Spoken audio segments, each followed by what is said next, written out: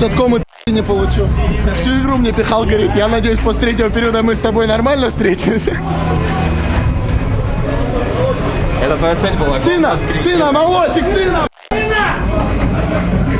Галочки, мужик есть.